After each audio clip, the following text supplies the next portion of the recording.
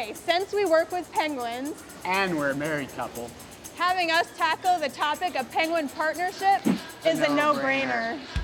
Now, when penguins choose a mate, it's only for breeding season. The rest of the year, they're flying. Oh, actually, swimming solo. But when breeding season rolls around, these solitary birds become total social butterflies, and there's a lot of reuniting going on. It all starts with something called nest site fidelity. Basically, all nest site fidelity means is that the males will return to the same nest site as previous years. The hope is that their mate will return as well. It varies by species, but more often than not, they will. Sometimes for a long time. Like the 2 Magellanic penguins scientists observed pairing for 16 years of breeding bliss and counting. Now, it's not always fireworks and violins. There are penguin breakups, but the reasons are often strictly logistical. If a breeding pair return at different times, they may find that their mate has moved on. Though for emperor and king penguins, moving on, it's just how they roll. It's called serial monogamy. Each breeding season, they'll meet a mate and stay with them until the chicks are fully fledged. But then, boom, it's over. Next breeding season, they find a new mate and pledge their undying devotion to them. Year after that, on to the next.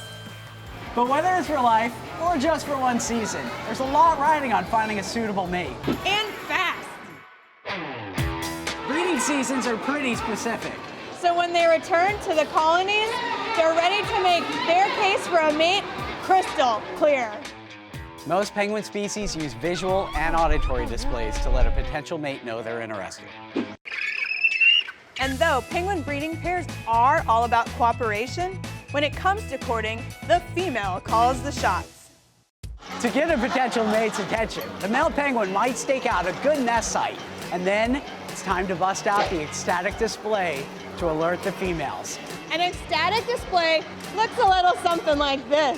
The penguin will dip his head down low, stretch his neck up, stick out his wings, and bray loudly. Pretty suave, huh? Now, if the female likes what she sees, and in this case, why wouldn't she? She might very well do this. Bowing is her way of showing that she's interested, that she's not a threat, and the male will hopefully reciprocate. Once a female has chosen her mate, that's when the party starts. Wah! Wah! The mutual ecstatic display strengthens their bond. And lets everyone within earshot know that these penguins are a pair. A breeding pair will keep this up throughout the season, especially when they switch places for egg or chick care, greeting each other after the long separation. And with some species squeezing hundreds of thousands of penguins into the same area, proper identification is a key to success. You know, there's really no better example of the bond that penguin pairs share. Yeah, it's a bond that's key to the survival of the egg and chick, and that's something that anyone can relate to.